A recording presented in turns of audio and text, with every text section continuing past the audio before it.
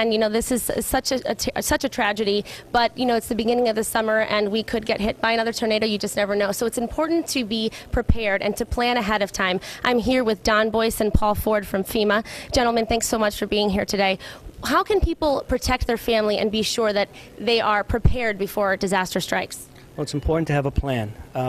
The best way and easiest way to do that is to think common sense-wise of the things that could possibly happen to you.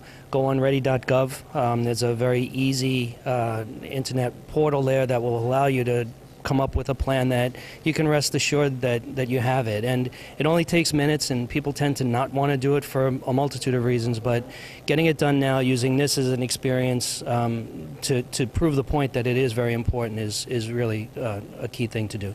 And as far as having supplies, certain supplies in your home, what are things that you should always be stocked with? I think the most important thing is that you have to recognize that rescue workers may not be able to get to you in a timely manner. So you really should have 3 days worth of everything that you would possibly need.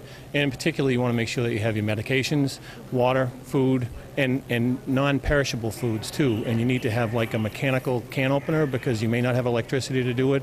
You may want to have like a little outdoor grill that you could use outside the house if you had to cook something. But the bottom line is that you may need to be prepared for up to 3 days before the rescue workers can actually get to you. So important to have this preparation and plan ahead of time. What about protecting your property? What are some things you can do? Well, you should do a risk assessment, and what FEMA does really is support the towns and local communities. So our recommendation would be to talk to the local emergency management department, ask what risks your community is in terms of flooding or hazards or tornadoes. We've not seen tornadoes in the Northeast often, but when they come, they're devastating, and people should be able to prepare specifically for those things in an all-hazards approach, because more often than not, there is one of two things that are going to happen. You're either going to leave well in advance of something bad happening, or you're not going to have the time to do that and you'll have to shelter in place. So you should identify places in your house that are safe areas. You should locate the kits that are going to stay in your house in that area and have that as a place where everybody knows to go.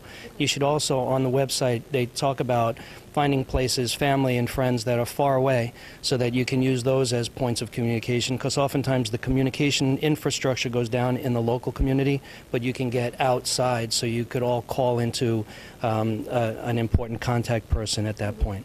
And Paul, do you have any other tips for emergencies, things that people should do before anything happens? Well, I think the big thing is that you need to be prepared for whatever might happen, and that's the problem is that people don't look at risks that they really have. And as Don said, you need to find out what the risk assessment is. Are you in a flood zone? Are you in an earthquake zone? Are you in a place that does have tornadoes or even doesn't have tornadoes? I mean, there was one in the late 90s in Great Barrington. There was a horrible one in '53 in Worcester.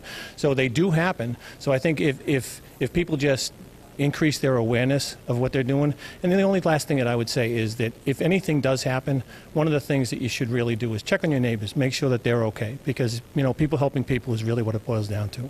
That's what this is all about today, exactly, people helping people. And as far as, if everything's down, a crank radio, do you recommend something like that, having that in your home? Absolutely. A crank radio so you could listen to local weather, so that you can listen to NOAA weather and emergency alerts. Prior to the tornado this time, there were alerts going out from the National Weather Service that had people been listening, they would have had the moments that they didn't have necessarily. This was a very quick onset, so it wasn't for lack of information, it was just one of those things that developed very quickly. But having and being prepared to do those things and knowing about them is incredibly important so that you can tap into them as a resource. Incredibly important. Don Boyce, Paul Ford, thank you so much for your time this morning. We really appreciate you being here. Thank you.